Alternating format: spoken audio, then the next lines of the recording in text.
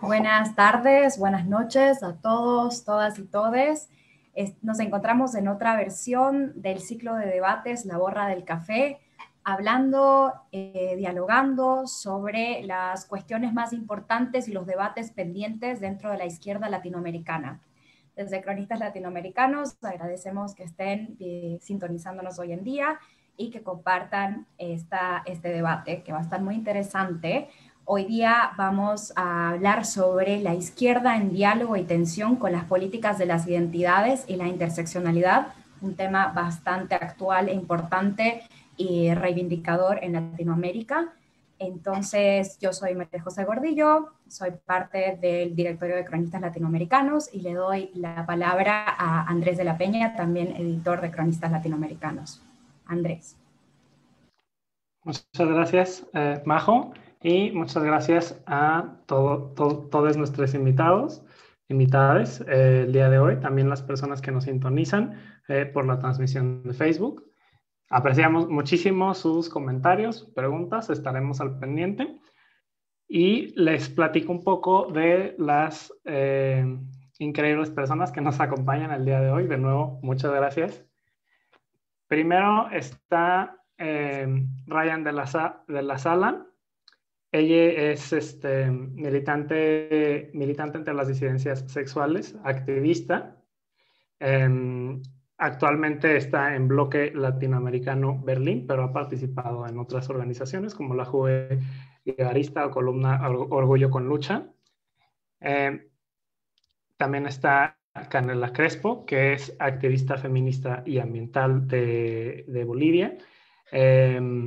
Este 2020 fue candidata por el MAS y IPSP en La Paz, Bolivia. Y también tenemos a Juan Carlos Rocha, que es egresado de la Universidad Autónoma de México, politólogo y con estudios en ciencias políticas y administración pública, especialidad en ciencia política y análisis político, que lleva 5 años de experiencia como asesor y analista de política.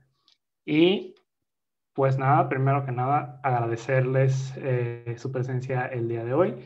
Les comentamos, la dinámica serán, vamos a intentar hacer un diálogo.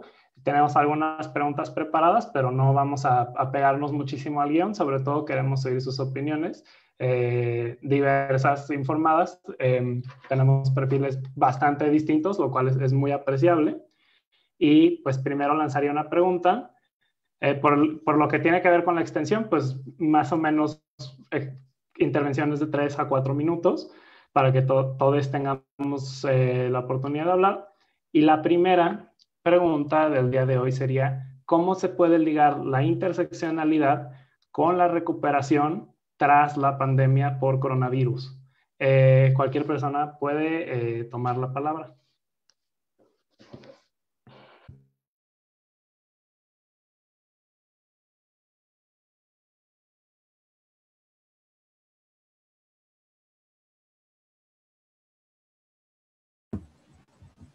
Probablemente podríamos también como que explicar un poco más a qué se refiere la pregunta, Andrés. Qué tipo de recuperación o qué tipo de instancias es a la que se refiere. Sí, perdón. Sobre todo hablando de cómo tendría que ser la recuperación también desde el aspecto económico, porque hay varios temas de política pública que no terminan de haber acuerdo en los diferentes países de América Latina.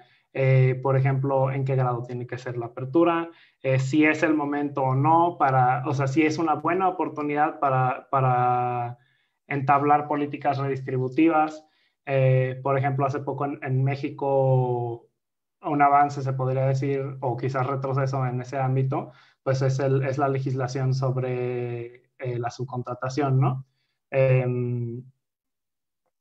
Y algo que se ha analizado mucho recientemente es si la recuperación post-pandemia podría ser una oportunidad para intentar esas políticas que ya se han hablado tanto, pero que no se han aplicado, cosas como el ingreso básico universal, pero más que nada es preguntarles, en miras a la interseccionalidad y a la igualdad, ¿qué creen que se tendría que estar tomando en cuenta para la recuperación en Latinoamérica en general, o también puede ser en sus países de origen? No hay ninguna preferencia en ese sentido. ¿Qué sería crítico para asegurar que tuviéramos una región más incluyente y menos desigual?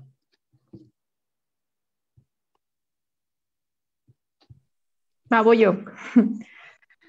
Mira, yo creo que la pandemia lo que ha hecho también, dentro de toda la catástrofe, ha sido también un cambio de paradigma, ¿no? En algún momento, incluso nosotros, como desde nuestro gobierno, que se define a sí mismo como progresista o revolucionario, decíamos, claro, tenemos que hacer concesiones a sectores poderosos económicos. Estoy hablando de 2018, 2019, todavía durante el gobierno de Evo Morales. Y decíamos, claro, necesitamos hacer conciliación entre los sectores y necesitamos que no sea tan radical. Entonces teníamos fuertes discusiones internas alrededor de esto. Yo creo que eso cambia durante la pandemia, ¿no? Creo que lo que sucede con la pandemia es que visibiliza que no son pues los hospitales privados, no son las empresas privadas las que van a salvar las vidas, sino que se necesita sistemas de salud públicos, gratuitos, fuertes, con insumos, no solamente que no mercantilicen la vida, que no mercantilicen la salud, pero que además brinden servicios de calidad, con calidez, ¿no? Humana. Y eso nos ha sucedido este año. A nosotros en Bolivia nos ha golpeado mucho la pandemia, porque además estábamos en un contexto de crisis política, de crisis social. Veníamos de tener un golpe de Estado en del 2019, nos hemos mantenido con el gobierno de facto durante todo este año. Venimos, además, entramos a la crisis económica solamente durante la pandemia. Para darles un dato, llegamos al 12% de desempleo en Bolivia, y eso nos significa que casi 4 de 10 bolivianos han sido despedidos de sus fuentes laborales. Entonces, claro, estamos en un contexto en el que las preguntas cambian, ¿no? Ya no estamos hablando de cosas abstractas, incluso ni siquiera de la democracia como algo abstracto, que era algo de lo que sí teníamos, de lo que sí hablábamos mucho el año pasado alrededor de las elecciones, de si hubo o no hubo fraude, de si eso no es golpe, pero que en este momento, claro, esas preguntas, si bien hay un posicionamiento efectivo de parte del pueblo, pero de todos modos las preguntas cambiaron en cuanto a decir, bueno, tenemos que saber qué vamos a comer mañana, que si nos enfermamos con el rebrote tenemos que saber si vamos a poder sanarnos, si van a haber respiradores, si el gobierno, como lo hizo Yanine Áñez en su gobierno, no nos va a robar los respiradores en la pandemia. Entonces creo que hacia adelante, decía, las preguntas han cambiado porque el paradigma ha cambiado, ¿no? Creo que en este momento estamos apostando por fortalecer primero lo público, no solamente desde la salud, también desde la vida misma, y en nuestro caso específico en Bolivia, de reconducir nuestro proceso hacia la consolidación del Estado plurinacional de Bolivia. Y eso no significa, y ahora abro el tema que creo que nos convoca, no significa profundizar algunos procesos importantes, que son la descolonización, la despatriarcalización y asumirnos anticapitalistas, ¿no? Este último todavía le tenemos miedo. Yo creo que incluso en el lenguaje nos cuesta asumirnos anticapitalistas. Los que venimos de las izquierdas intentamos jalar también nuestro proceso hacia las izquierdas, pero creo que la descolonización y la despatriarcalización las hemos asumido como parte de nuestro proceso de cambio, de nuestro proceso de transformaciones, de la consolidación y la transición hacia el Estado plurinacional de Bolivia. Y creo que eso además, bueno, lo digo desde el caso específico en Bolivia, pero creo que tiene muchos ecos en la región, ¿no? Si es que vemos al movimiento feminista en México, el movimiento feminista en Argentina, que viene de tener una victoria muy, muy importante con la discusión en diputados y la aprobación en diputados de la ley del aborto, que va a Senado y que prácticamente lo tienen también ya ganado. Entonces, ese eco que se genera en la región en torno a estos temas tiene que fortalecerse. Pero no se trata tampoco de caer en en feminismos o ambientalismos liberales o que le hacen juego a los sistemas, ¿no? Aquí en Bolivia tenemos muy claro que nuestro proceso es la despatriarcalización. Y las feministas, por ejemplo, nos asumimos como parte del proceso de despatriarcalización, pero sabiendo ver todas las intersecciones que cruzan, ¿no? La despatriarcalización no es posible sin asumirse desde la descolonización, sin asumir que el colonialismo y el capitalismo también son sistemas de opresión que generan, que se sustentan sobre nuestros cuerpos, pero que generan pues explotación y desequilibrios, ¿no? Entonces, creo que ahora, la pandemia evidentemente ha cambiado el paradigma, pero hacia adelante tenemos que profundizar nuestros posicionamientos antisistémicos, los que tienen una capacidad realmente transformadora antisistémica. Muchas gracias, Canela. ¿Algún otro? Sí. Ryan. Sí, yo quiero tomar justo lo que estaba diciendo Canela para por ahí hacernos otra pregunta, ¿no? Que es justamente con esta pregunta de cómo tomar un posicionamiento antisistémico, también ver que hay muchas derechas. Yo también hablo desde el lugar de estar, de haber vivido toda la pandemia en Berlín como migrante, pero bueno, que me pone en una situación de no haber podido seguir en carne propia el proceso en Argentina ni en América Latina, por tanto voy a hablar desde este lugar y me parece importante explicitarlo. Pero bueno, más allá de eso veo que hay un fenómeno que siento que a nivel global se está consolidando bastante sobre los posicionamientos antisistémicos, que es preguntarnos cuál es el rol de las derechas. Y ver que muchas de las derechas hoy en día se están posicionando de forma antisistémica, porque muchas sociales democracias o gobiernos progresistas están poniéndose en este lugar de, bueno, las políticas públicas, cómo apañar la cuestión de la situación de la pandemia, y por el otro lado tenemos una derecha que se planta desde un lugar antisistémico desconociendo el virus y desconociendo una realidad. Entonces, los desafíos también desde las políticas de izquierda para poder generar no solamente un discurso, sino una práctica política que entienda las dos dimensiones de la necesidad de generar políticas públicas por un lado, y por el otro lado también darnos cuenta de que de alguna manera la pandemia está poniendo de manifiesto y está sacando una alfombra, está desempolvando el polvo que se venía arrastrando desde hace muchísimos años, y eso se puede ver muy claramente por los problemas que se tienen en Latinoamérica y por las temáticas que se hablan en Latinoamérica alrededor de las pandemias y por las dinámicas y las temáticas que se hablan en estas regiones alrededor de las pandemias. Digo, siento que en América Latina escucho mucho la emergencia inclusive de sectores para tomar un poco el eje de la interseccionalidad de trabajadores, trabajadoras sexuales y personas en situación de prostitución que están totalmente desamparadas y están totalmente por fuera del Estado. Bueno, todas las personas que están ilegalizadas en Europa también, los faltantes de medicamentos alrededor del HIV, los faltantes de medicamentos para todas las personas que están atadas a ciertos medicamentos y a la salud pública. Y esto lo que pone de manifiesto es que hay una precarización de la vida que se viene sosteniendo en el tiempo de tal manera que lo que hace la pandemia es que ante una situación de emergencia pone de manifiesto la verdadera cara del sistema capitalista. Y lo más curioso es que quienes hoy están encontrando cierta representatividad en contra de esta pandemia son las derechas, que son las que vienen a profundizar y a perpetuar todas estas precarizaciones.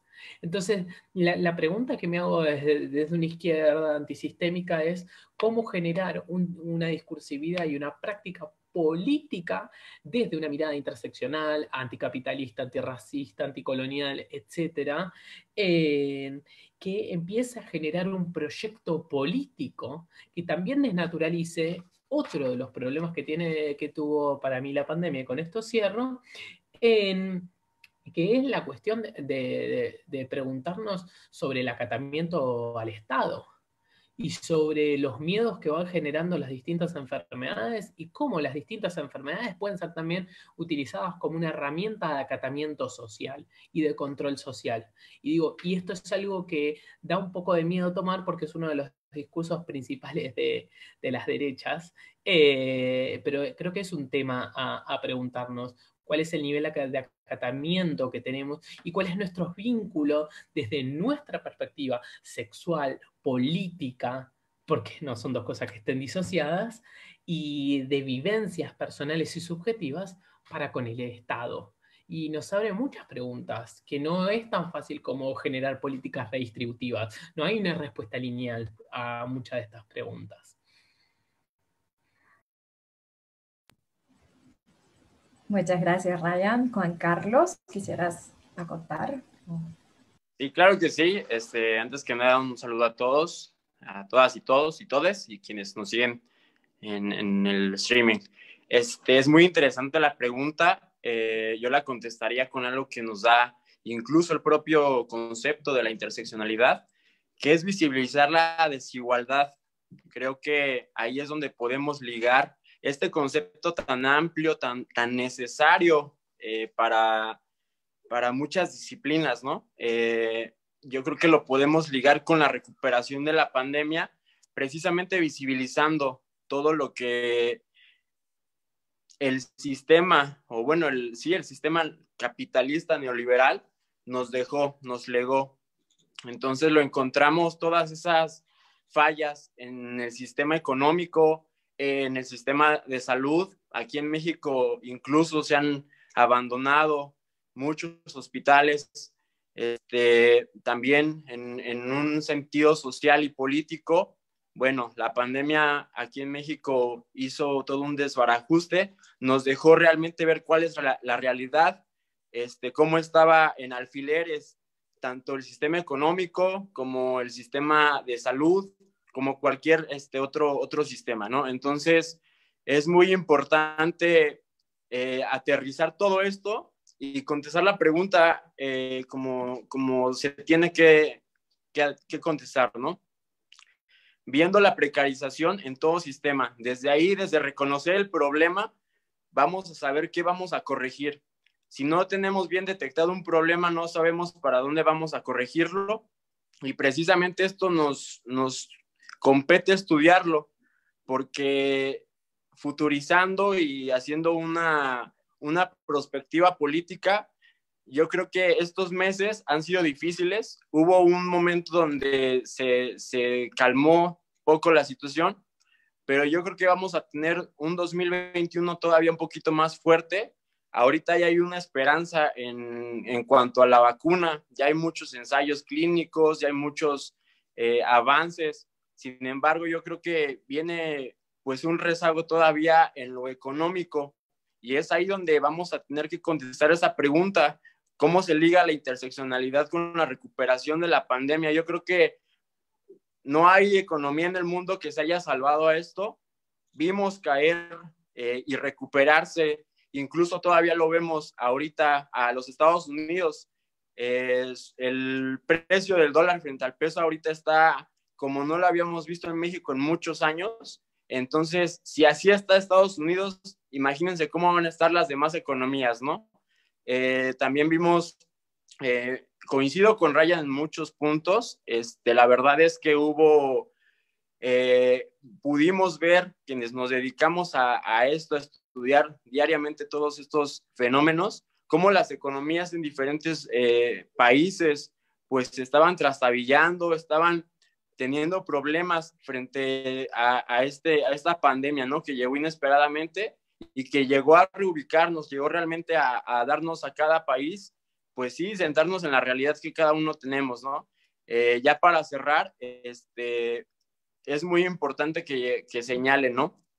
Esto con lo que empecé, que es visibilizar la desigualdad, pues para que en primer aliento podamos identificar los problemas de los cuales nos vamos a recuperar en un largo aliento, ¿no? Entonces es mi participación.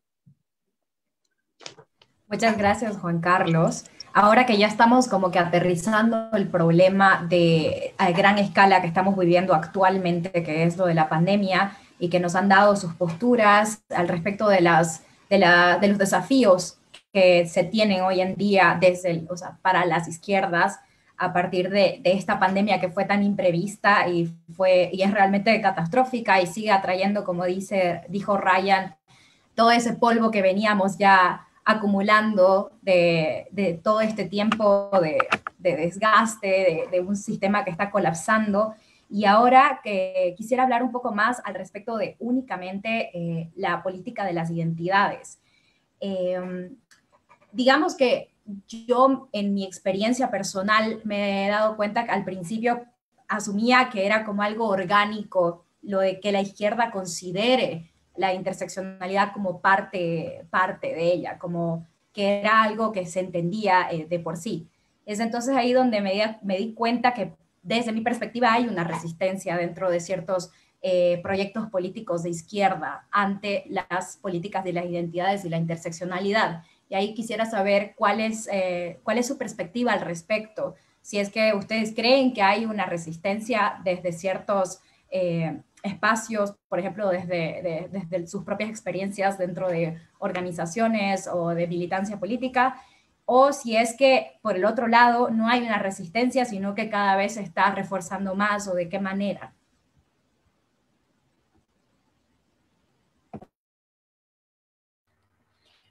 Bueno, me gustaría partir con esta pregunta. Bueno, primero para mí hay que distinguir dos cosas que son bien distintas, que una son la política de identidades y otra cosa es la interseccionalidad. Me parece que las identidades, o sea, primero partir por la idea de que las identidades están social y culturalmente construidas. Entonces, creo que si partimos de la base de que las identidades, ser gay, ser trans, no binaria, etcétera, etcétera, etcétera, etcétera, son categorías que están social y culturalmente construidas, ahí es como que el primer signo de pregunta que se me aparece para decir, bueno, ¿puedo construir política a partir de una identidad que social y culturalmente está construida para generar un discurso antisistémico? ¿Es posible hacer eso? Yo creo que no. Yo creo que lo que se pueden tomar son las distintas experiencias que se tienen desde ciertas identidades, las distintas violencias que se tienen desde ciertas identidades para generar espacios políticos que pongan de manifiesto ciertas experiencias negativas o violencias que se hayan vivido con ese sistema como puente para pensar en cuáles son los dispositivos y cómo el sistema se fue construyendo para generar determinadas opresiones. Entonces, ahí es donde se abre esta idea de que en realidad no es una política de la identidad, sino que es una política que yo hago porque viví ciertas violencias y porque quiero dejar de vivir esas violencias y quiero que la persona que venga después de mí deje de vivir esas violencias y de construir no solamente los dispositivos que genera la violencia, sino todos los dispositivos que generaron social y culturalmente que yo pueda encontrarme y nombrarme de esta manera, que en definitiva es una manera violenta y que no nos beneficia. Entonces, por eso, por ahí yo tomaría más la idea de la interseccionalidad, porque la idea de la interseccionalidad al menos habla de que hay distintas intersecciones que se van encontrando para poder generar algunas alianzas para poder repensar y destruir y construir otro sistema alternativo.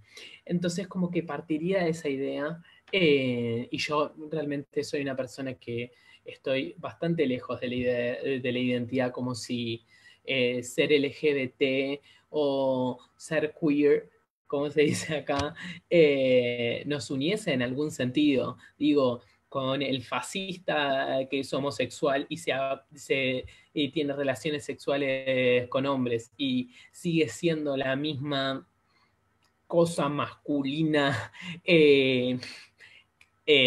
violenta, no tengo absolutamente nada que ver. Creo que tengo mucho más que ver con una persona que por ahí es heterosexual en su identidad sexual, pero vivió, no sé, experiencias de migración, experiencias coloniales mucho más fuertes, y por ahí podemos conectar desde por ahí encontrarnos desde nuestras experiencias de opresión y cómo estas distintas experiencias de opresión pueden construir un sistema alternativo.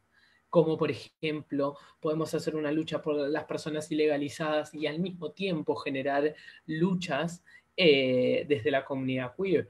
Entonces, como la pregunta para mí tiene que ir en ese sentido.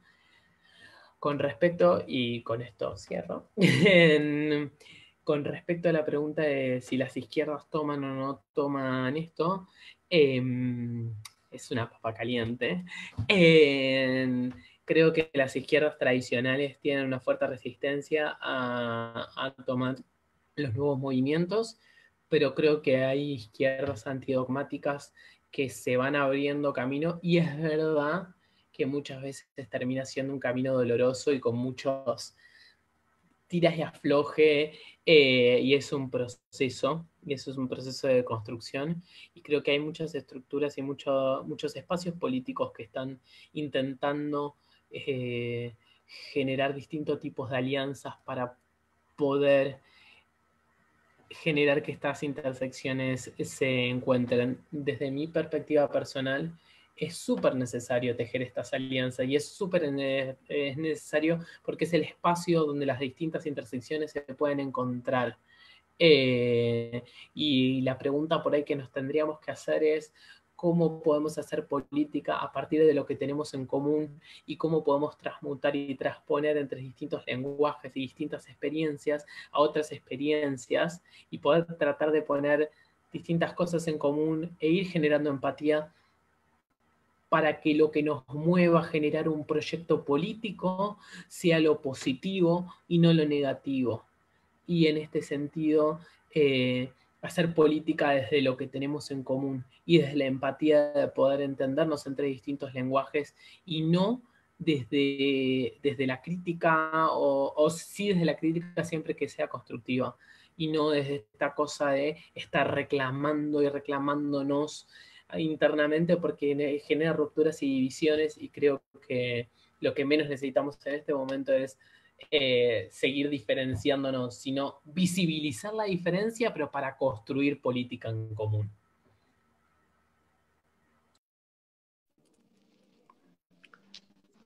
Sí.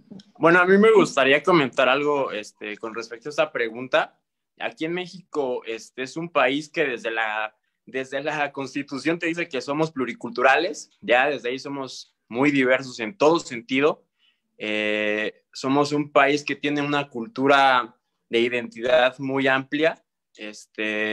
Entonces, me sería muy, muy extenso exponer cada una de esas situaciones, ¿no? Pero bueno, en un sentido general, yo puedo decir que en México, así como si lo estuviéramos trasladando al box, ¿no? Ahorita estamos en un round de estudio. Venimos de una inercia de más de 80 años donde estuvo la derecha gobernando aquí. Y bueno, hay un partido político, muchos de ustedes lo conocen, que es el PRI. Se hizo pasar por izquierda, pero pues hoy sabemos que nunca lo fue, ¿no? Entonces, estuvo secuestrada esa ideología falsa de que pues estaba como en la identidad de apoyo para con la mayoría de los mexicanos y mexicanas, pero pues no fue así. ¿A qué voy con esto? Es difícil romper una inercia de 80 años y nosotros ahora poder construir una política de identidad.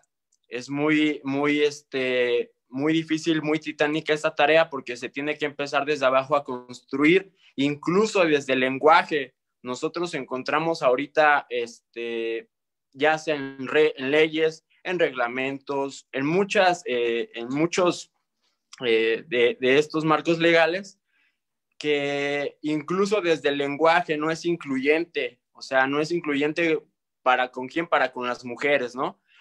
Hay un ejemplo, ¿no? Muy, muy rápido para no hacer esto largo. Desde el lenguaje se le excluye a las mujeres, ¿no? Incluso desde la Constitución política de los Estados Unidos, y así va bajando como en escalera, ¿no? Las mujeres no se sentían como pertenecidas, y es uno de los ejemplos que yo puedo poner, que incluso desde ahí no tenemos esa costumbre de incluirnos a todas y todos, ¿no? Entonces, sí es romper con una inercia, no solamente legal, sino también cultural, y eso nos lleva a que tengamos que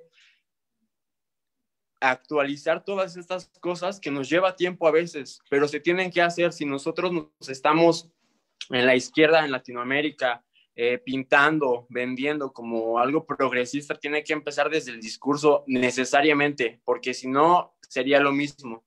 Entonces, este es un primer momento, y en un segundo momento empezar a hacer realmente políticas públicas, ya no políticas gubernamentales. Aquí estamos atiborrados de políticas gubernamentales disfrazadas para jalar presupuestos y convertidas, no sé de dónde, pero en políticas públicas, ¿no? Entonces, ese sería mi punto de vista.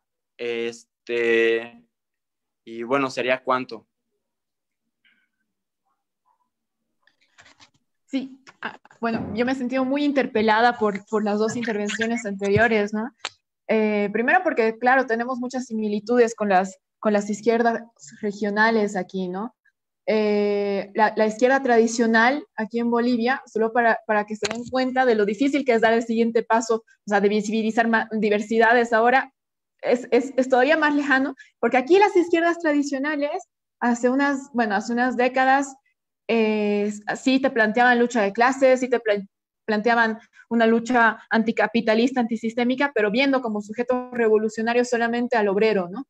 Cuando estamos en un país que tiene más de la mitad de la población que se autoidentifica indígena, originario, campesino, y que recibe sus propias opresiones, cuando las mujeres recibimos nuestras propias opresiones. Entonces, claro, la izquierda tradicional no pudo ver cuál era el sujeto histórico, y por eso su proyecto no fue el proyecto revolucionario que tenemos ahora, ¿no? El proyecto revolucionario, nuestro proceso de cambio, como le decimos, que es nuestro proyecto popular en realidad, creo que la gran virtud que tiene es que sí ve el sistema colonial como un sistema de opresión y identifica el racismo como su herramienta principal y se define antirracista primero. Todavía no anticapitalista, les digo, porque desde las izquierdas nos hemos sumado a este proyecto popular. Y estamos, claro, intentando jalarlo hacia la izquierda, intentando construir desde las organizaciones de izquierda este sentimiento anticapitalista también, pero que no necesariamente es, pues, uno de los pilares, digamos, de nuestro proceso, ¿no? Aunque debería ser. Ahora, también me hizo mucho ruido la intervención de Ryan cuando hablaba de el posicionarse desde la identidad de la diversidad. Nos pasa lo mismo aquí, incluso desde el ser mujer, ¿no? Este ejemplo a mí me parece clave para entender nuestro proceso de despatriarcalización, viendo todas las intersecciones. En algún momento, bueno, aquí en Bolivia, en La Paz, tenemos cada 8 de marzo 2 marchas de mujeres. La marcha de las organizaciones sociales y la marcha de ONGeras, trotskistas y clase media en general. Tenemos cada 8 de marzo 2 marchas, ¿no? Una en la mañana y una en la tarde, además. El año pasado, en 2019, las ONGs invitan a las organizaciones sociales a ser parte de su marcha. Y mientras las organizaciones sociales hacían el balance de si participar o no, una de las compañeras, la compañera minera, además me acuerdo muy bien, se para y dice: miren, compañeras, yo con ustedes he aprendido a marchar desde mi ser mujer, pero yo no puedo marchar con mi patrón. Entonces, para mí es exactamente ese momento el que nos muestra, o sea, nos visibiliza nuestro proceso de despatriarcalización con todas sus intersecciones, ¿no? No puedo marchar con mi patrona significa que también estoy, desde mi ser mujer, el 8 de marzo, marchando contra su explotación, ¿no? No puedo marchar con mi patrona blanca, ¿no? Porque además estoy marchando contra su racismo ante yo, mujer obrera, minera, indígena también, ¿no? Entonces, creo que eso es en realidad todos nuestros procesos ahora sobre todo en esta nueva etapa democrática que estamos viviendo aquí en Bolivia, estamos intentando profundizarlos desde las intersecciones. Ahora, evidentemente, también tenemos nuestras limitaciones, ¿no? Justamente porque por de dónde venimos y lo que somos como instrumento político, ¿no? No solamente en las organizaciones sociales, sino también en nuestras organizaciones de militancia política de izquierda, ¿no? Y eso es un trabajo y es un reto que tenemos en cuanto a formación política que hacer, ¿no? El otro día, cuando las compañeras en Argentina estaban discutiendo y promoviendo y además festejando la ley del aborto, aquí nos costaba un montón tener la discusión con nuestros propios compañeros y nuestras propias compañeras también, ¿no? Entonces, claro, ¿dónde están las intersecciones? ¿Hasta dónde jalamos nuestro proceso hacia la izquierda, hacia los feminismos, hacia una lucha realmente antisistémica? Es algo que todavía no tiene matices, digamos, ¿no? Y una última cosa, también sobre la intervención de Ryan, él decía que hay que hablar de acción política, también interpelando al Estado, una cosa así, ¿no? Interpelando, o sea, no hacerlo necesariamente desde el poder. Y también es una de las discusiones importantes que tenemos, y creo que es importante darla aquí, justamente con un compañero mexicano y un compañero argentino, que en este momento estamos en situación de por lo menos algún tipo de proceso progresista dentro de en nuestros países, ¿no? Entonces, estamos interpelando al poder y muchas veces también con la herramienta misma del poder. Y eso es un problema, ¿no? A nosotros en Bolivia nos ha costado un golpe de Estado no saber desburocratizar nuestras formas, no haber mantenido la movilización como un Estado permanente de acción, no haber mantenido estas discusiones de jalar, de no entibiar la narrativa y jalarla hacia la izquierda, de jalarla hacia la profundización de las transformaciones. Entonces, creo que es importante ahora, bueno, nuestra nueva etapa democrática definitivamente es desde la autocrítica, lo hemos hablado muchísimo y esperamos que así sea, pero es importante no perder las calles, no perder ese espacio primario democrático que realmente son los espacios colectivos, no solamente las calles, las organizaciones, las asambleas indígenas originarias campesinas, las asambleas sindicales, los espacios urbanos populares, que son pues los que alimentan nuestra agenda popular, ¿no? Y que además son los que demandan y los que ponen en la agenda popular los temas más radicales, ¿no? Ellos se entibian menos que las instituciones gubernamentales, ¿no? Entonces, claro, en Argentina, en México y también en Bolivia en este momento estamos justamente desde los movimientos, desde las organizaciones sociales, estamos en un momento de plantearnos no burocratizar nuestras formas porque así perdemos, ¿no? A nosotros nos ha costado un golpe de Estado, lamentablemente. Un pequeño comentario, perdón, pero por ahí sí me parece importante también no romantizar las experiencias de lucha, por ahí tomando un poco el caso argentino, que lo nombraba Canela y me parece súper importante, pero también hay discusiones internas que hay que poner de manifiesto y hay también dentro de ese espacio político un montón de cosas que no están sobre la mesa. La discusión, por ejemplo, sobre el derecho al aborto, que es una discusión distinta a la discusión de la legalización del aborto. Me parece súper importante que inclusive igual la legalización del aborto no está ganada, no está casi ganada, está muy difícil, está empatada y está como ahí, se está peleando un montón, pero no está ganada para nada. Pero sí hay un proceso que se está dando dentro de estos feminismos y hay una discusión alrededor, por ejemplo, de la penalización y de este discurso del aborto legal para no morir, que me parece súper complejo porque el aborto legal no es para no morir, es porque el Estado no tiene que meterse sobre nuestras decisiones sexuales. Y acá se abre la discusión sobre la sexualización de la política y la politización de la sexualidad.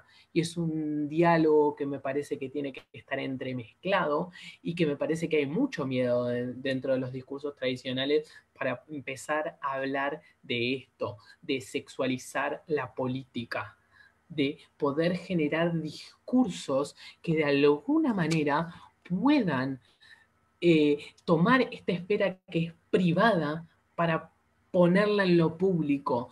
y sobre todo los colectivos LGBT, queer, disidencias sexuales o como nos quieran llamar, lo vemos como una necesidad básica, porque el aborto es una reivindicación que no es solamente de las mujeres o de las personas que tienen útero, es de todas las personas, porque el Estado no debería meterse en nuestras decisiones sexuales y deberíamos poder tener la libertad de poder decidir sobre nuestros propios cuerpos sin que haya un varón o un arquetipo de varón que nos diga heterosexual, que nos diga cómo comportarnos. Y en este sentido, la educación sexual integral es súper importante.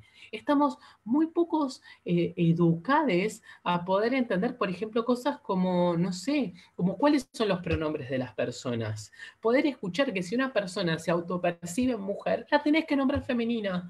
Y si una persona se autopercibe en masculino, la nombras en masculino. Y si la persona se autopercibe en neutro, simplemente la tenés que nombrar neutro. Y son cosas básicas de escucha que inclusive cambian nuestras relaciones interpersonales. Que si una persona está hablando y nombrándose a sí misma, si yo digo yo misma, ¿tanto te cuesta escuchar cómo se nombra esa persona y decir, ok, simplemente lo único que tengo que hacer para respetar a esta persona es escuchar su decisión sexual?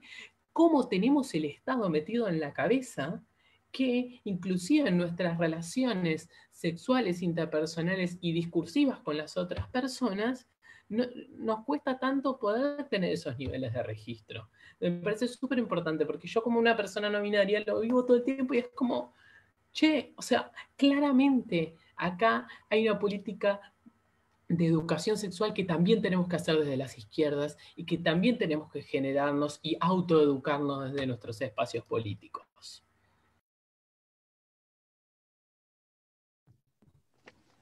Muchas gracias, Ryan, Canela, a Juan Carlos. Me parece que ponen en la mesa algunos temas muy, muy importantes, especialmente en esta coyuntura, pero además como muy de vanguardia y como muy del pensamiento como en el borde de lo que puede ser la imaginación política, y eso me parece súper valioso. Y voy a agarrar de las cosas que han mencionado los tres, les quiero preguntar como un poco para llevar ese pensamiento de frontera más allá de la frontera. Me llama muchísimo la atención cómo comentan sobre esto, que quizás las izquierdas más tradicionales tendieron a buscar como en su épica, buscar al sujeto político más perfecto que pudiera agrupar a todas las experiencias en una sola lucha, en una sola causa y una sola agenda. Y me parece muy valioso lo que hablan sobre pluriculturalismo. Reconozco mucho eso en varias de las cosas que nos comentó Canela. También Ryan, y también lo mencionó Juan Carlos, y también Ryan habló de visibilizar la diferencia, pero no para generar políticas prácticamente como de lucha entre diferencias, y no como implantarse en las identidades, sino más bien usarlas como un puente para producir una política antisistémica. Entonces, en esa vía, les pregunto dos cosas que sería muy interesante reflexionar en este contexto, pues, de cambio del pensamiento, de cambio global. La primera es, ¿qué hace falta para ver? Porque en estos últimos años y en este año hemos visto en los sucesos globales como esta apreciación de la diferencia, ¿no? Se ha como visibilizado muchísimo más. Ha habido muchísima resistencia, pero también ha habido mucho empuje. Pero les pregunto, ¿en qué se ha quedado corto y qué se tiene que hacer para seguir visibilizando más esa diferencia y para ver a todas esas intersecciones que ni siquiera entran en uno de estos grandes movimientos, ¿no? Que quizás no entran en la agenda LGBT+, que quizás no entran en los feminismos? ¿Cómo podemos voltear a verla o cómo podemos llevar a sus últimas consecuencias esta apreciación de la diferencia? Y recuperando lo que comentaron el estrés, cómo se puede hacer una política que aprecie esas diferencias, que aprecie esas intersecciones, pero que aún así trabaje hacia el mejoramiento de las condiciones de vida de las personas, que sí produzca propuestas o que sí produzca acciones sociales tendientes a desmontar justamente esos sistemas de violencia. Porque de pronto, pues sí puede llegar a ser muy problemático que, pues que en esta apreciación por las diferencias, cuando se empieza a complicar el tema de cómo empatarlas en una realidad más compleja, pues se tiende quizás a decir, bueno, yo que tengo esta experiencia, nada más me voy a enfocar en mi experiencia y en mi agenda y en mi grupo, y en lo demás, cada quien es su lucha, nadie se meta en mi lucha, yo no me meto en su lucha y cada quien luche por separado, ¿no? Entonces, primero, ¿cómo podemos ver más diferencias? ¿Cómo podemos apreciarlas? ¿Cómo podemos ver los grupos que quizás no tienen un gran movimiento social detrás? Y cómo pueden también producirse propuestas políticas tendientes a eliminar la violencia, que no se trate nada más de sumar estos grupos en una agenda que más o menos les quede que se produjo fuera de ellos, pues, o que ya es parte de algún otro movimiento. No sé qué opinan, si es siquiera posible.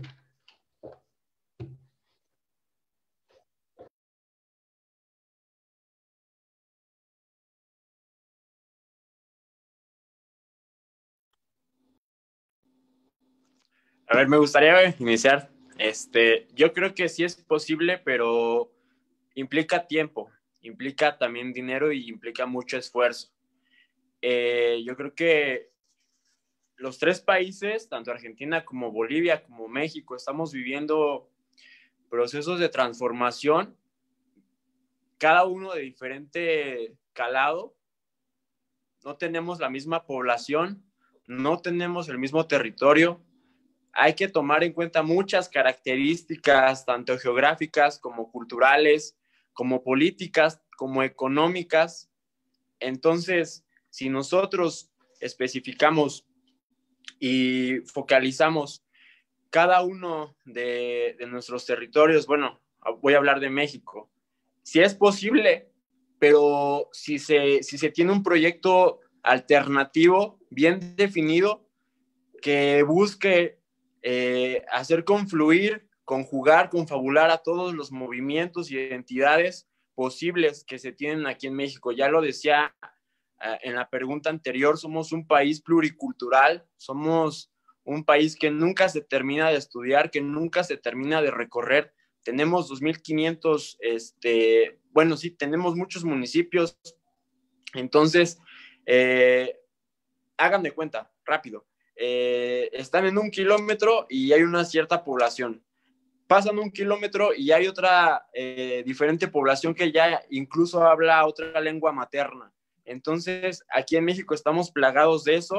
Yo creo que sí, en cuanto a la apreciación de la diferencia, tenemos que, lo decía también, desde el lenguaje empezar a involucrarnos todas y todos, y tener ese concepto de xenofilia, ese amor por la diferencia. Eso yo creo que una de las respuestas que nos va a llevar a que podamos abarcar a todas las poblaciones, a todas las comunidades que se puedan, e irlos involucrando de poco a poco en las agendas. Yo creo que si no se hace, si no se empieza por algo, es muy difícil que se puedan involucrar. Yo coincido con algo que decía Canela hace rato. Sí, tomar posturas desde el poder, perdón, tomar decisiones desde las posturas de poder, pero sin dejar de recorrer las comunidades. Eso es algo muy importante. Yo creo que para quien milita en un partido político, en una organización, es muy importante que no perdamos el contacto con las personas. Si nosotros dejamos de recorrer una comunidad, si nosotros dejamos de palpar el sentir, el escuchar a las personas, qué es lo que están pensando, qué es lo que están sintiendo, nos vamos a divorciar. Y creo que ese divorcio nos cuesta muy caro. Yo creo que me aboco más a lo político porque yo es donde realmente veo una importancia para amalgamar y para amarrar bien estos proyectos que estamos teniendo de transformación. Sí es muy importante que tengamos movilizaciones en las calles, pero también a la hora de llegar a la toma de decisiones en los cargos públicos, también ahí es donde tenemos que tomar partido, porque que no se nos olvide que estamos, como lo decíamos al principio de la conversación de esta plática, estamos viendo una desestabilización. Yo no sé si sea la caída del neoliberalismo, del capitalismo, yo no sé qué vaya a pasar con este sistema de las derechas, pero yo creo que estamos viendo un escenario que no habíamos visto anteriormente, donde las derechas están pandeándose, donde nos dejaron ver realmente cuáles son sus debilidades y donde las izquierdas tenemos que avanzar, tenemos que aprovechar esos espacios que ya fueron, pues sí, en algunos casos abandonados, en otros casos ya fueron tirados y en otros casos van a seguir siendo, pues bueno, a un lado, porque ya no funcionan, porque ya no sirven, ¿no? Entonces, esa yo creo que es mi respuesta para esta pregunta.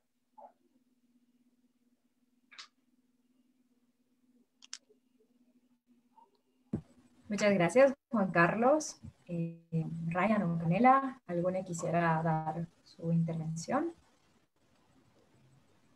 Sí, voy muy cortito.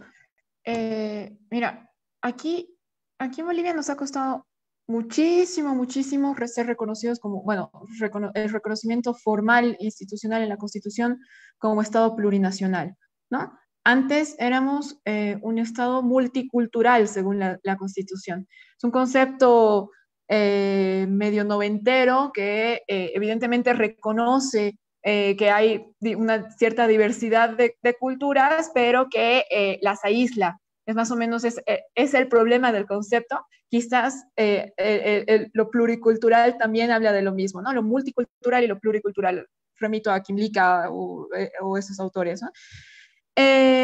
Nosotros lo que hemos intentado hacer era con la plurinacionalidad, el reconocimiento a las distintas naciones que existen, que son en este caso 36 en Bolivia, con sus lenguas, con sus culturas, con sus formas, están reconocidas, pero no aisladas, sino que como son parte de la construcción del Estado plurinacional. Es más o menos esa la diferencia de conceptos y creo que hace eco a lo que estaba intentando explicar Andrés de la apreciación de la diferencia, ¿no? Creo que justamente nuestros procesos de transformaciones, nuestros procesos de revolucionarios, progresistas o como le quieran llamar, no pueden ser si no existe este reconocimiento, si no existe esta apreciación de la diferencia, como le dicen, pero tampoco se trata de una romantización de la diferencia, ¿no? Porque evidentemente que existan pues no quiere decir que se aboquen, digamos, a un proceso del bien común. Para nosotros el vivir bien en armonía con la madre tierra, digamos, ese es nuestro paradigma, nuestro horizonte. Entonces, creo que no debemos caer tampoco en esta romantización, ¿no? Entonces, de todos modos, creo que y un poco ya respondiendo a la pregunta que hacía Andrés, para que esta apreciación no se romantice y además sea efectiva en la acción, creo que no hay que dejar de ser movimiento, ¿no? O sea, no hay que dejar de apostar a los espacios colectivos. A mí me hace mucho eco que México, o sea, el partido de gobierno en México se llame Movimiento de Regeneración Nacional, ¿no? O sea, de verdad creo que también para nosotros es el movimiento al socialismo, ¿no? Creo que en ese recorrer, en ese transcurrir, es que nos encontramos en el colectivo, que apostamos hacia el bien común y que apostamos también a nuestros espacios democráticos, ¿no? Voy a volver a algo que dije en la anterior intervención que me parece importante de nuevo. Creo que no sé si se entendió muy bien. No hay que burocratizar nuestras formas, decía, ¿no? O sea, yo creo que uno de los errores que tuvimos, que fue muy claro en nuestro movimiento, fue justamente abocarnos solamente a la gestión del Estado o a la administración del Estado y hacer todo desde la política gubernamental, o sea, desde el ser gobierno, desde las instituciones, y no hacerlo por estos flujos de movimientos y de organizaciones sociales que son en realidad lo que sostienen pues este proceso, ¿no? Y eso nos ha costado, les decía, un golpe de Estado, nos ha costado que este año hemos tenido que casi empezar desde cero la rearticulación del bloque social nacional, ¿no? Del bloque popular. Hemos tenido que volver a nuestros espacios de asambleas. Los 10 días después del golpe, en el Alto hubo más asambleas, en la ciudad del Alto, que es uno de los bastiones del movimiento popular, hubo más asambleas de distritos, de sindicatos, que en los últimos 10 años, ¿no? Entonces, creo que es importante justamente esto de no dejar de ser movimiento y de mantener la movilización permanente como estado de acción, ¿no? Como el único espacio que que puede generar agenda popular y que se debe implementar desde el gobierno, sí, pero que debe, como mandato, no al revés, ¿no? Es un flujo en realidad que debe ir de abajo hacia arriba y no de arriba hacia abajo. Evidentemente, en los años del gobierno del MAS hubo muchos avances, hubo muchos logros. Estamos hablando de cosas muy básicas, ¿no? Servicios básicos, 3 millones, un tercio de los bolivianos que salen de la pobreza. O sea, hay logros indiscutibles, pero que en principio surgen también de una agenda popular, ¿no? El MAS no hubiera llegado a ser gobierno en 2005 si no hubiera habido décadas de movilización, de construcción de agenda, de movilización por asamblea constituyente, que es también lo que están haciendo nuestros compañeros en Chile, de movilización por la defensa de los recursos naturales, que se ve en la nacionalización de los hidrocarburos apenas entre el gobierno del MAS, de defensa de la tierra y territorio como bandera, o sea, muchas cosas, ¿no? Entonces, creo que ahora lo que toca es no abocarnos solamente a la institucionalidad de los gobiernos, sino más bien a hacer agenda popular desde la movilización y que esta sea mandato para los gobiernos para cumplirlo. Para nuestros gobiernos son gobiernos de organizaciones sociales, son gobiernos de movimientos sociales, son gobiernos de movimientos, ¿no? Entonces creo que es un mandato para ellos, debe ser un mandato para ellos responder a las agendas populares. Este también ha sido uno de las grandes conclusiones que hemos tenido en nuestros ejercicios de autocrítica en este último año, que, claro, han sido muy intensos, ¿no? Porque decíamos, hemos perdido en un gobierno, ¿no? En las calles nos han, obviamente con movimientos financiados, con injerencia de las derechas locales e internacionales, con la injerencia de la OEA, con una narrativa construida, con todo lo que quieran, nos han ganado con un golpe de Estado y nos han desplazado de la institucionalidad del gobierno en noviembre del 2019, ¿no? Entonces, hemos hecho un ejercicio de autocrítica muy serio y urgente y necesario, y esta ha sido una de las más importantes conclusiones. Y creo que es importante y tiene validez para absolutamente todas las agendas que debamos plantear, ¿no? O sea, si hablamos de feminismos, de despatriarcalización, si hablamos de los derechos de la madre tierra, si hablamos de absolutamente cualquier agenda, pues que se construya en estos espacios colectivos, en nuestros espacios populares, en nuestros espacios realmente democráticos para subirlo. Ahora, también creo que estos espacios, y con esto termino, responden también a una memoria de nuestros cuerpos, de cómo nos organizamos desde siempre, ¿no? O sea, las asambleas indígena originario campesinas, las asambleas sindicales responden a las formas comunitarias de nuestros pueblos, ¿no? Entonces, creo que ahí también hay algo de volver a nuestras esencias, digamos, como pueblos de este territorio, pero también de volver a este reconocimiento de las diversidades y diferencias y de los distintos pueblos, culturas y naciones que existen en nuestros pueblos, en nuestro territorio. Eso. Yo quiero tomar completamente lo que trae Canela y ir más en esa línea. Creo, por ahí me radicalizo, mi corazón libertario dice que me tengo que radicalizar en el sentido de que lo que pienso es que los movimientos populares y los espacios autoorganizativos son quienes tienen que generar estructuras de poder alternativas al poder institucional. Yo creo que cuando las reivindicaciones políticas se institucionalizan es cuando tienden a morir, cuando tienden a mercantilizarse, pero no por eso hay que dejar de conquistarlas, sino por eso hay que dejar de apostar a que haya estructuras que tomen esos espacios de poder, pero entender que el gobierno no es el poder. Y cuando confundimos el gobierno con el poder, es cuando empieza la muerte de los movimientos.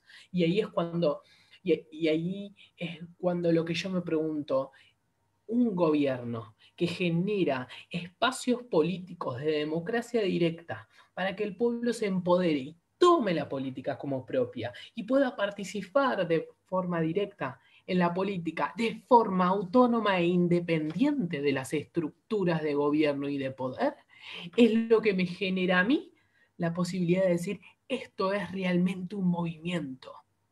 Cuando le dan el espacio y le dan el poder al pueblo.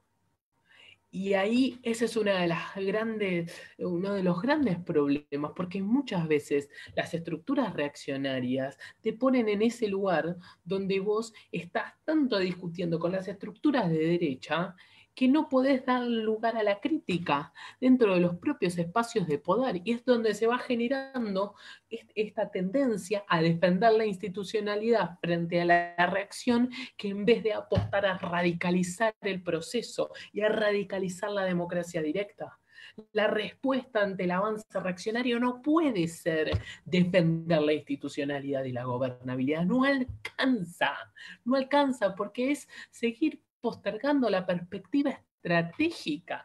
Entonces, en este sentido, y acá es donde lo ligo plenamente desde mi propia subjetividad y desde mi propia experiencia en Argentina, desde los movimientos LGBT, porque yo nunca pude ser kirchnerista, porque nunca pude, más allá de haber en algún momento votado para que salgan los neoliberales, pero bueno, más allá de la cuestión del voto táctico, ¿por qué nunca pude, ante un gobierno que visibilizaba a los movimientos LGBT? Porque uno de los que más visibilizó a las luchas de los movimientos LGBT fue el gobierno kirchnerista, no tengo ningún problema en decirlo. Y que incluso generó políticas redistributivas. O sea, la ley de identidad de género, que para mí es una de las leyes más avanzadas en el mundo con respecto a la identidad de género, la ley de matrimonio igualitario, nacieron en esa época. Porque yo, que supuestamente desde mi identidad LGBT no binaria, debería estar totalmente contenta y a favor de este gobierno? Pero ¿cuáles son las estructuras de poder que generó para que haya movimientos populares que de manera sistemática puedan participar de la política? Ninguno. No hay ninguno. No generaron estructuras estables. Lo que hicieron fue institucionalizarlas todas. Y cuando institucionalizas a los movimientos populares, la capacidad radical las mata. Porque no podemos desde el poder pensar estructuras revolucionarias. Porque si realmente queremos revolucionar las estructuras de poder, si realmente queremos destruir el heterosis patriarcado capitalista, racista y colonial, realmente tenemos que generar estructuras autónomas e independientes que tengan capacidad de ingerir en la política de manera directa. Lo que no quiere decir no participar de los espacios de gobierno. Son necesarias ambas esferas de la política, así como es necesaria la visibilización y no partir desde la premisa neoliberal que somos todos iguales. No, no somos todos iguales. Hay algunos que vivimos ciertas violencias y ciertas cuestiones que no me hacen iguales a vos, y es necesario visibilizar y generar políticas redistributivas. Ahora, eso no alcanza. La identidad no alcanza. Necesitamos generar estructuras disruptivas que se planteen de manera independiente y revolucionaria para pensar otro tipo de sociedad. No alcanza con conservar.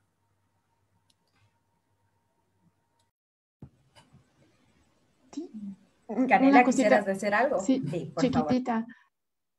Favor. En principio estoy completamente de acuerdo y creo que estamos del mismo lado en esto. Pero de todos modos, no hay que olvidar de que muchas veces es el poder formal el que te da las condiciones para la construcción del poder popular también, ¿no? O sea, no podemos hablar de poder popular de construcción del poder popular, de organizaciones sociales haciendo esto de generar agenda y todo, sin servicios básicos, por ejemplo, ¿no? O sea, sin las condiciones para esto, ¿no? Entonces, creo que, lo decías en algún momento, van los dos de la mano, ¿no? O sea, realmente hay que disputar el poder formal, pero para que sirva para la construcción del poder popular. Y ahí creo que hay ejemplos importantes en la región. O sea, se ataca de todo y de todo a Venezuela, pero creo que Venezuela, con sus luces y sombras, ha resistido a más injerencias, a más ataques imperialistas que otros países, porque justamente había dado pasos importantes en la construcción de poder popular que otros no hemos dado,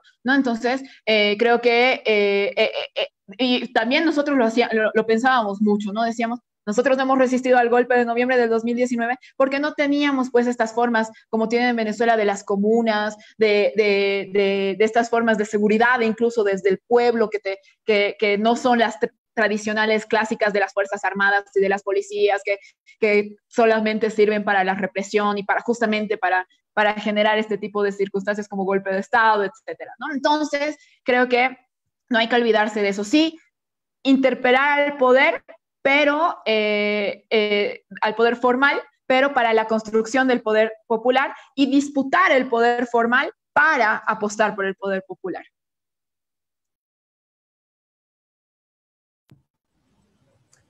Muchas gracias, Canela. Ahora, bueno, me quitaron un poco la pregunta que les iba a hacer porque ya comenzaron a dar muchas luces al respecto. Estaba como que quería indagar un poco más en de qué manera deberían las izquierdas comenzar a generar estrategias para resistir ante estas cuestiones de, bueno, por ejemplo, la cooptación del constructo de la identidad por medio de, o sea, por las derechas o por la extrema, o el liberalismo, digamos, o las lógicas del capital. Y ahí es donde, por ejemplo, Canela estaba hablando de la agenda popular, la movilización social, igual Ryan asintió, hablando de ese gobierno, o sea, de luchar y contestarle a la institucionalidad. Entonces ahí como que probablemente para, de nuevo, volver a profundizar un poco más en las estrategias y tal vez si es que tienen algún tipo de estrategia distinta o tienen algún tipo de otras cosas pensadas, ¿de qué manera deberían las izquierdas luchar contra esa cooptación de la identidad o sea, por medio de las lógicas del capital? ¿Qué deberían hacer las izquierdas en estos sentidos, si se entiende la pregunta?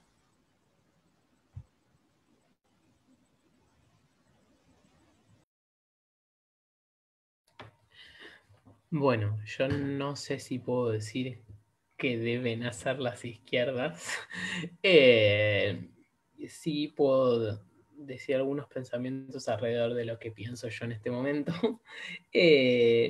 Sí, creo que en principio no alcanza con resistir, que está muy bien resistir. Es necesaria la reivindicación de resistencia, pero lo que no avanza retrocede, decía Fidel, y es necesario apostar por un proceso de radicalización e ir por más.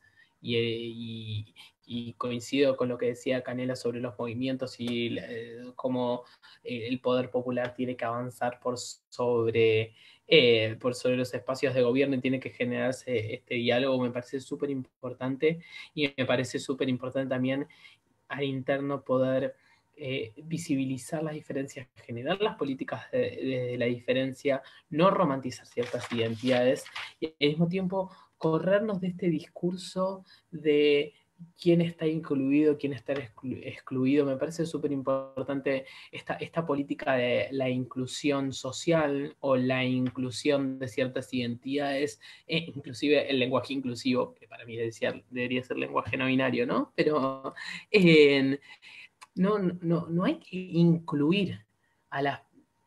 No es una lucha por la inclusión de lo que está excluido, es una lucha por desmantelar los sistemas que generaron la exclusión. No hay que incluir, hay que destruir los sistemas que generan los discursos que generan que haya personas que estemos excluidas. Obviamente, desde una perspectiva gubernamental, no es que puedes generar una política pública, cómo desmantelar los sistemas que generan esa exclusión, por supuesto. Hay ciertas políticas públicas que se tienen que dar en el sentido de la inclusión y está bien, pero por eso son dos niveles distintos y por ahí la pregunta es, ¿desde qué nivel nos pensamos? Si nos pensamos desde un nivel gubernamental y sí, tengo que generar políticas públicas de inclusión. Ahora, desde la perspectiva revolucionaria de cómo transformar, no alcanza solamente con resistir, hay que ir por más y hay que radicalizar nuestras accionarias políticas, y la radicalización de esas accionarias políticas no necesariamente está teniendo acción directa. Muchas veces lo más radical es de poder generar movilización, poder generar espacios de democracia directa, poder generar exactamente lo que le decimos poder popular. Poder popular no es una cosa que simplemente que experimentamos subjetiva e individualmente, es la construcción alternativa de experiencias subjetivas y colectivas de prácticas políticas, subjetivas, culturales, afectivas y sexuales por fuera de la heteronorma, de la cisnorma, del capitalismo, y sobre todas las cosas preguntarnos cómo el sistema va a ser para tomar todas nuestras reivindicaciones y transformarlas en mercancías que laven nuestras reivindicaciones políticas. Un poco eso.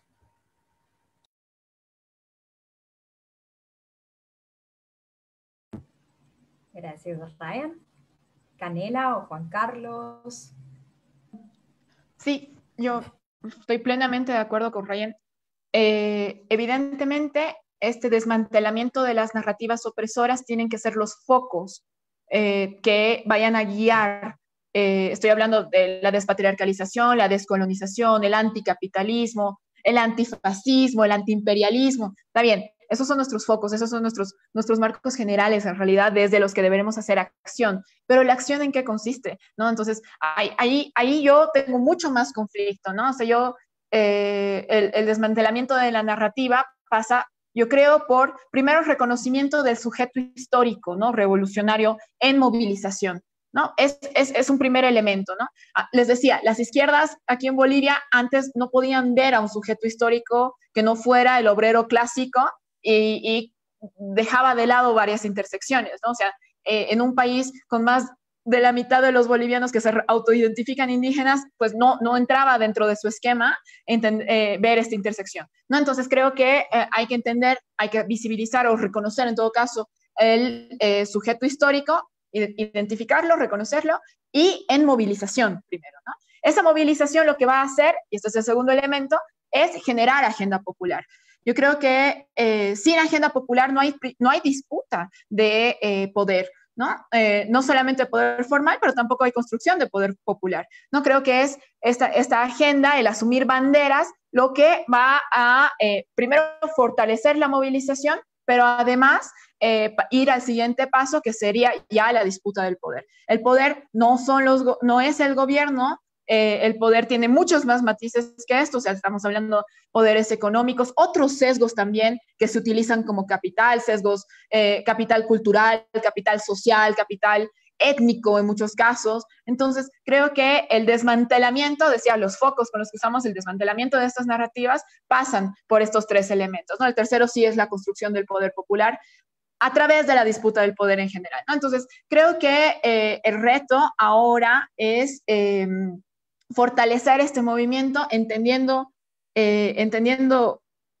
claros también a los enemigos, ¿no? Esto que dice Ryan del desmantelamiento de las opresiones, en realidad es reconocer a los monstruos opresores que son los enemigos y que generan las opresiones, soy redundante, pero la explotación, el racismo, el machismo y mucho más, ¿no? Entonces, creo que sin agenda popular, de todos modos, en este momento, y sin movilización para construir la agenda popular, no tenemos horizonte realmente colectivo o común, ¿no? Creo que en realidad pasa por ahí y nuestra meta obviamente es el poder popular. Aquí a veces le decimos poder comunal, estamos intentando consolidar el concepto todavía, pero creo que estos son los dos primeros pasos. Solamente para ponerles como ejemplo aquí, en Bolivia nuestro proceso de cambio no inicia con el gobierno de Evo Morales. Nosotros, el proceso de cambio es un proceso de movilización de décadas que primero se identifica sujeto histórico, ¿no? O sea, no es solamente el obrero, también es el obrero. No es solamente el trabajador, sino visibiliza al indígena originario campesino, además con todo el término súper largo que lo ponemos en la Constitución como parte de la construcción del Estado plurinacional también, ¿no? Entonces, tienes al indígena originario campesino y ahora nos toca ver otras intersecciones, otras formas de alimentar el sujeto histórico revolucionario, ¿no?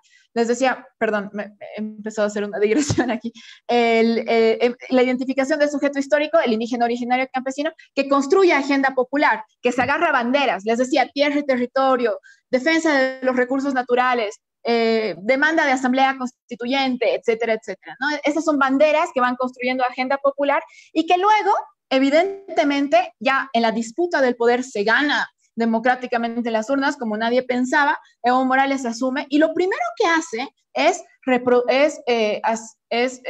asumir el mandato de esta agenda popular e implementar.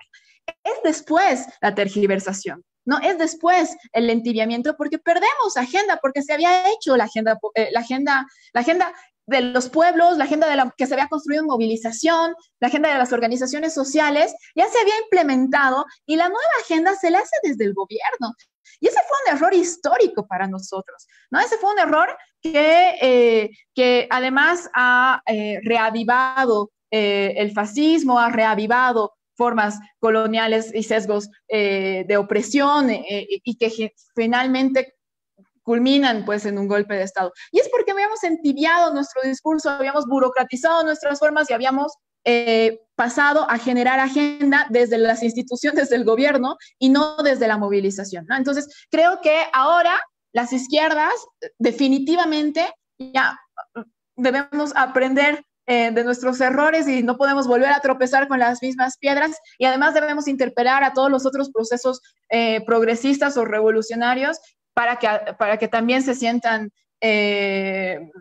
identificados con esto y que ellos tampoco cometan los mismos errores, pero creo que hacia adelante las izquierdas es eso, ¿no? O sea, debemos volver a construir la agenda desde la movilización, desde las organizaciones sociales y que el flujo se haga realmente desde abajo hacia arriba y que arriba se responda. Está muy feo eso de arriba, pero que se responda al mandato de los pueblos desde el poder formal para la construcción del poder popular, para la construcción del poder comunal. Ahí termino.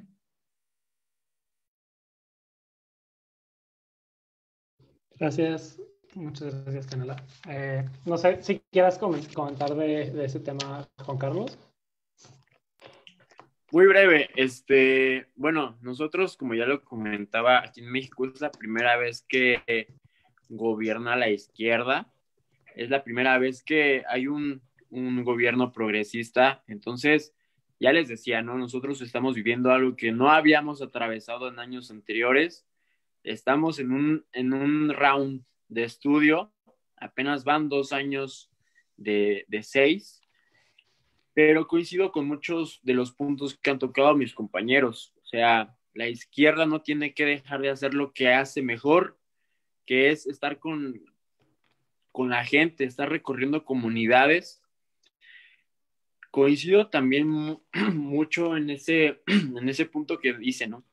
Que se aborda, pero bueno, lo explico, donde dice que no nos tenemos que perder cuando llegamos a la institucionalidad. Sin embargo, sí es muy importante no perder de vista que también hay un poder institucional que te da tanto legalidad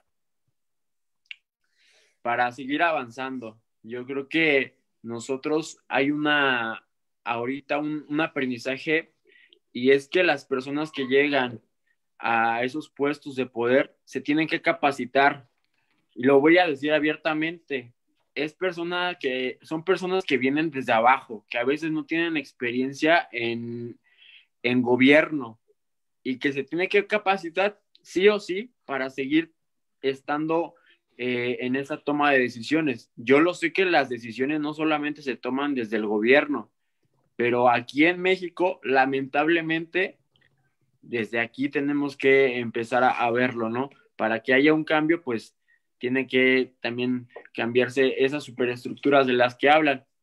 Ahora, ¿cuáles son las estrategias? La pregunta dice, ¿cuáles son las estrategias que tiene que tener la izquierda? Digo, son muchas las que me vienen ahorita ya saliéndome desde el punto académico, como seguidor de la ideología de izquierda. Yo creo que hay muchas estrategias que se me vienen a la cabeza en estos momentos, y una de ellas ya la hemos comentado en este foro, pues sí es tener la autocrítica. Nosotros tenemos que evaluar qué estamos haciendo bien y qué estamos haciendo mal. Incluso nos sirven las experiencias de Argentina, de Bolivia, de Chile, para saber dónde no caer, porque es muy, muy peligroso volver a pasar por estadios en los que ya se cayó. Incluso también se me viene a la mente pues el caso de Colombia, ¿no? Yo pienso que también Colombia y México somos incluso países separados al nacer, somos muy parecidos en muchas cosas, y que bueno, hay muchas cosas que aprenderles a ellos, ¿no?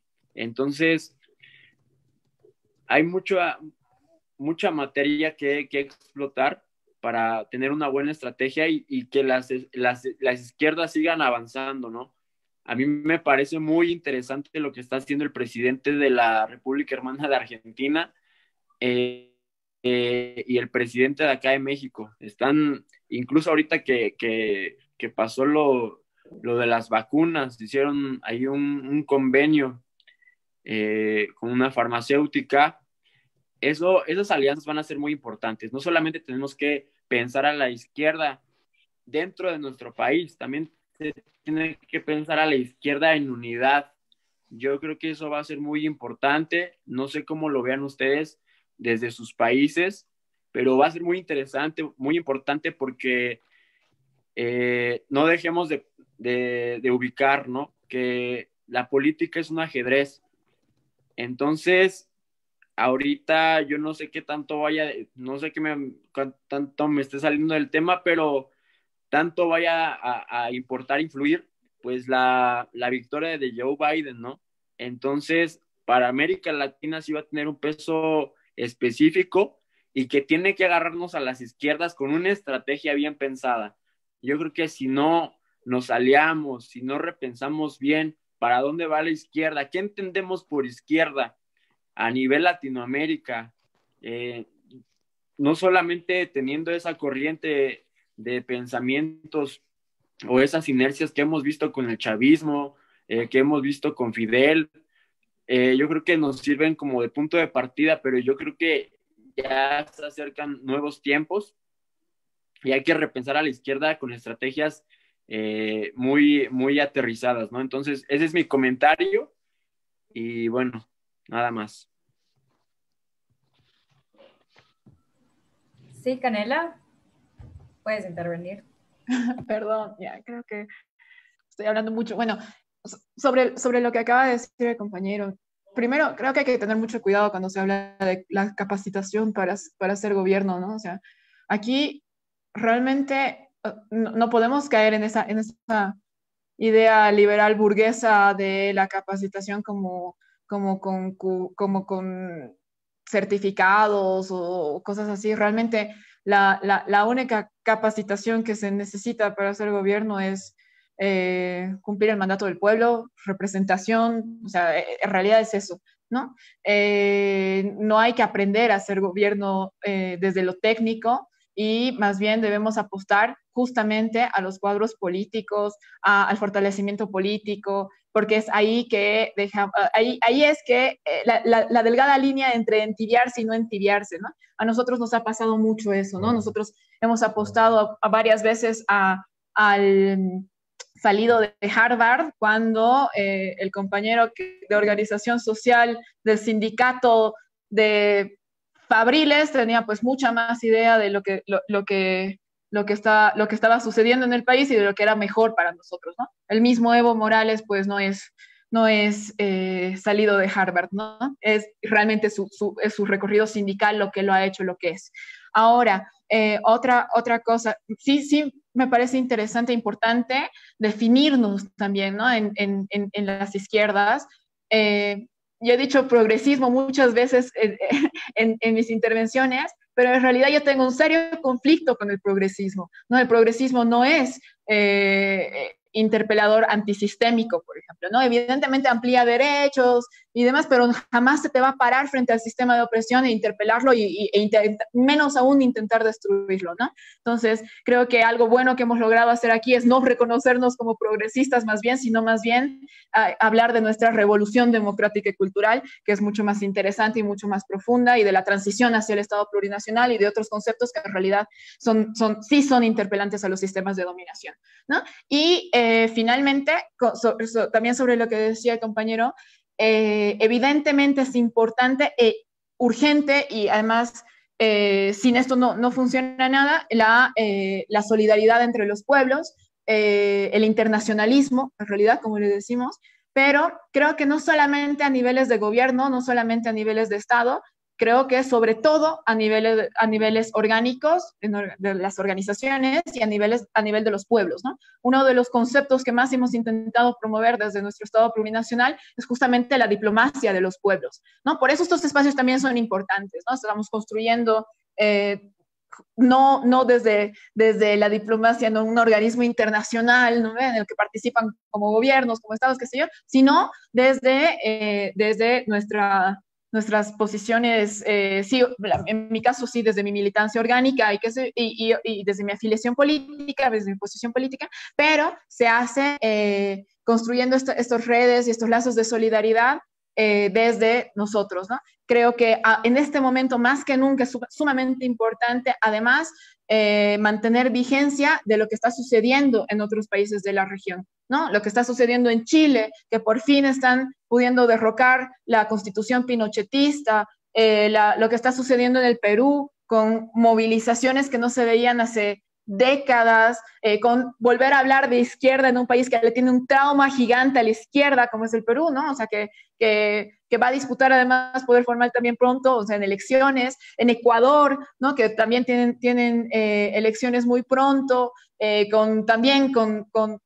movimientos, con organizaciones sociales muy importantes en este momento en movilización, en Brasil. O sea, creo que en este momento más que nunca debemos hacer estas redes, estos lazos de solidaridad, porque también sabemos que nuestros procesos de transformaciones no se sostienen si no es con el resto. No existe país que pueda sostener un proceso de transformaciones, un proceso que interpele los sistemas de dominación sin que sea en conjunto, o sea, con más, ¿no? O sea, no es un país el que lo hace, en realidad son los pueblos, ¿no? Entonces, creo que es ahí que debemos seguir construyendo, mirando alrededor. México le ha costado mucho mirar abajo a México, ¿no? Mirarnos a nosotros, mirar hacia el sur, ¿no? Además que tiene pues al monstruo muy cerquita, ¿no? Además que lo usa como patio trasero hace mucho tiempo. Entonces, creo que hoy más que nunca México tiene que saber mirar al sur y también mirar pues las piedras con las que hemos tropezado para no tropezar ellos también allí, ¿no? Porque tienen la presión muchísimo más dura que muchos de nosotros estando ahí. Eso. Una cosita muy cortita, justamente que nombraban hace un ratito el caso argentino, me parece súper importante que cuando pensamos en el caso argentino, y muchas veces se habla de poder aterrizar las políticas y poder aterrizar en la realidad y en lo que podemos y en lo posible, me parece que es súper importante tomar el caso argentino de cómo el posibilismo desde un 2003, un gobierno que estaba mucho más radicalizado, mucho más cercano a los movimientos que habían surgido en el post-2001 y toda la organización social que estaba de alguna manera cuestionándose la institucionalidad, que el pueblo haya recobrado la confianza en la institucionalidad capitalista, burguesa y patriarcal, generó que ese proceso se vaya desgastando, y los gobiernos que arrancaron dando las reivindicaciones más fuertes, cada vez fueron más simbólicas y más simbólicas y más simbólicas, hasta que volvió a triunfar el neoliberalismo. Entonces no podemos no sacar un balance de como si no hacemos una apuesta muy fuerte hacia lo estratégico, si no hacemos una apuesta muy fuerte a los espacios de democracia directa y de construcción de poder popular, eventualmente vamos a retroceder. Entonces, pensar solamente en la negociación para conquistar un derecho, una ley u otra, no puede ser la perspectiva. Y en ese sentido, me parece que los acuerdos que estamos discutiendo hoy son muy lejos de lo que se estaban discutiendo hace 10, 15 años, por ejemplo, con el ALBA, con la Alianza Latinoamericana. Me parece que es muy importante darnos cuenta por qué estamos discutiendo esto ahora, y hace 15 años estamos discutiendo algo mucho más avanzado. Acuerdos políticos, sociales, históricos, culturales, que se cuestionen un montón de matrices. ¿Por qué? Si no nos preguntamos por qué, y las negociaciones con las estructuras de poder reaccionarias, y sobre todo, y hay que nombrarla, con la Iglesia, que la Iglesia es una institución genocida, es una institución patriarcal genocida que atentó históricamente contra todas las disidencias sexuales, y lo sigue haciendo en cada país al cual vayas, no importa la clase social en la que esté. Si vos te planteas de una estructura de gobierno para sentándote a negociar con esa institución genocida, no vas a poder generar un proyecto revolucionario. Lo entiendo como algo coyuntural. Ahora, si es la perspectiva estratégica, si es el modus operandi de un gobierno, no hay posibilidad de revolución ahí. Listo. Muchas gracias, muchísimas gracias a todos. Pues ahora pues estamos llegando al fin del curso de esta conversación, que ha sido riquísima. Nos han dado muchísimo, muchísimo en qué pensar. Les agradezco de verdad un montón. Y pues bueno, un poco a manera de cierre y un poco de regalito para las personas que nos están viendo, que han estado también muy activas comentando su apoyo por el estrés, lo cual me encanta personalmente. Les preguntaría en un nivel individualizante, y no por perspectiva liberal, sino por llevárselo a estas personas, ¿qué creen que podría ser una práctica o algo que puedan hacer estas personas que nos sintonizan un poco para configurar su actuar o su pensar hacia esto que estaban mencionando del poder popular, hacia la movilización? No tiene más que decirle a las personas qué hacer, porque no se trata de eso, se entiende, y claro que eso chocaría totalmente con interseccionalidad, ¿no? Sino más bien mencionar cuál creen que podría ser un primer paso a nivel personal hacia la movilización para una persona que quiera, que esté oyéndonos y que diga, dale, es que estas ideas son las que me llaman la atención y creo que aquí es por donde darle. ¿Cómo creen que una persona podría pues movilizarse, pues, en lugar de estar quizás desmovilizada? Organización. En realidad yo creo que va por ahí, ¿no? O sea, realmente la articulación de ideas, generar espacios colectivos, creo que es desde ahí que se construye, ¿no? O sea, no hay que tenerle miedo a la militancia, no hay que tenerle miedo al activismo, que no son lo mismo en realidad. Hay que apostar a los espacios colectivos, porque es desde ahí que se construye en realidad. Yo creo que la voz de uno se potencia cuando está con más gente alrededor, ¿no? Entonces, esa misma voz de uno además se potencia cuando estamos en espacios colectivos, ¿no? No deja de ser voz de uno, pero puede ser voz de todos y puede construirse con todos. Entonces, creo que eso es muy importante. Creo que bueno, a mí personalmente me ha cambiado la vida empezar a militar, a hacer militancia en organización, y es ahí desde donde creo que voy a estar toda mi vida, además, ¿no? O sea, creo que realmente son los espacios colectivos que son los que generan los cambios, y que solos no hacemos nada, ¿no? Por mucha convicción, por mucha formación política, por mucho compromiso que tengamos, realmente solos no hacemos nada, y que hay que seguir apostando a los espacios colectivos. Y además que hay muchos, ¿no? Hay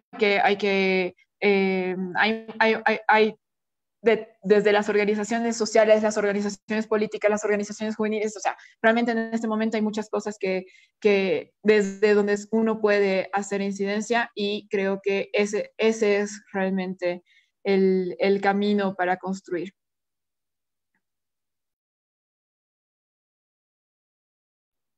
Muchas gracias, Canela. Juan, Ryan, ¿quieren comentar al respecto? Yo creo que en lo personal hay un término que me gusta mucho, es la colectividad. Yo creo que nosotros tenemos que empezar a compartir no solamente el conocimiento con los demás, con lo que hemos aprendido en nuestro recorrer, ya sea en la academia, ya sea en espacios de gobierno, en investigación, no sé, en donde sea, empezar a compartir. Yo creo que ya estamos tan acostumbrados a la individualización, al ver por mí mismo, al ver nada más para mi beneficio, que nos hemos olvidado de que hay personas allá afuera que también están pasando, pues no sé, momentos difíciles, y creo que estos espacios de compartir conocimientos son muy importantes, no solamente en este ejercicio, sino también lo que estamos atravesando a nivel mundial. Creo que esta pandemia a todos en el mundo nos pegó una cachetada, fue como un balde de agua fría para todos, y nos ha enseñado, entre muchas cosas, a ver por otro ser humano. Yo creo que eso es muy importante, y que en política, en el movimiento, la corriente que sea, no se tiene que perder eso, ya sea para servir a los grupos más vulnerables, llámese adultas y adultos mayores, mujeres, las juventudes. Yo creo que es muy importante empezar a llegar a todos esos sectores, y más porque somos de izquierda. Yo creo que eso es lo que nos identifica a la izquierda. Ese sería mi punto de vista.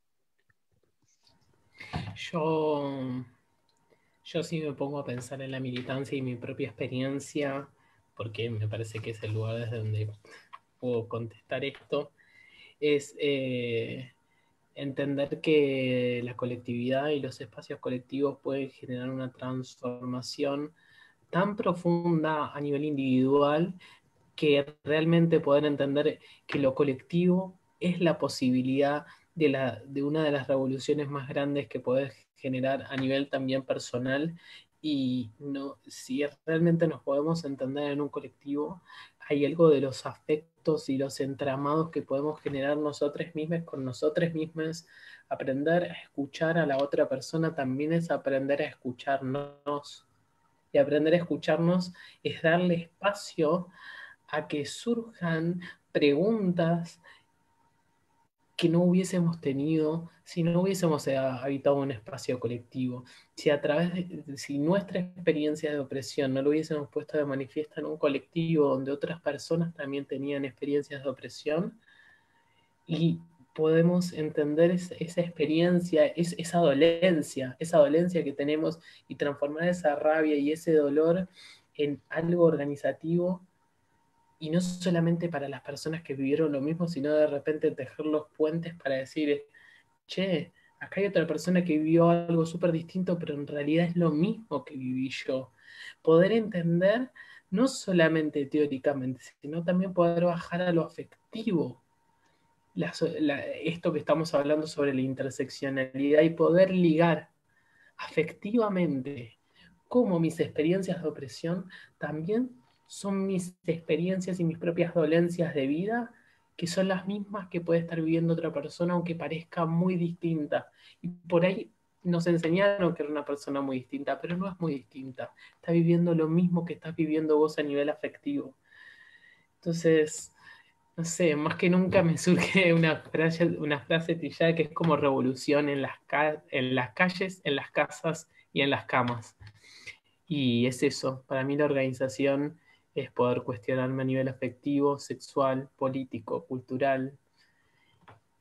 Y es realmente la cosa más hermosa que me pasó en la vida, y agradezco muchísimo de haber podido habitar ese espacio y la lucha no es solamente estar en disputa y en tensión, sino también es la posibilidad de poder entendernos subjetivamente de una manera en la que es imposible llegar individualmente. Muchas gracias, Ryan, por tan hermosa reflexión. Como también me trae mucho a esa idea de los feminismos, ¿no? En la que la experiencia se pone como lo central o la centralidad es el cuerpo, la experiencia, y no así esa racionalidad masculinista que nos enseñaron que era la que gobernaría más eficientemente, sino lo colectivo, la comunidad, que ya digamos que el foco se traslada a lo comunitario, a lo organizativo. Y bueno, con eso nos gustaría cerrar. Muchísimas gracias por habernos dado su tiempo. Ha sido de verdad un espacio muy rico de aprendizaje, de interpelación, pero también como de encontrar las bases en común que se encuentran dentro de estos momentos tan importantes, cruciales para lo que va a ser el futuro de no solo, digamos, de los gobiernos en Latinoamérica, sino también a un nivel global, a un nivel interconectado. Estamos en un cambio de paradigma, como decía Canela. Entonces, de mi parte, de Cronistas Latinoamericanos, les agradezco mucho. Probablemente Andrés quisiera decir unas últimas palabras y cerramos. Pues sí, justamente creo que Majo lo expresó hermoso, hermoso. Sobre todo creo que ha sido un espacio de muchísimo aprendizaje. Les agradecemos muchísimo su tiempo. Ha sido un poco largo, pero también les agradecemos ese aguante y esa paciencia. Y pues nada, realmente solo agradecerles, porque sí creo que fue un espacio bastante único. Bueno, muchas gracias. Finalizamos. Gracias. Gracias, hasta luego. Gracias. Saludos a todas y todos. Qué gusto conocerlos. Un gusto a todos. Conocerles. Chao, chao.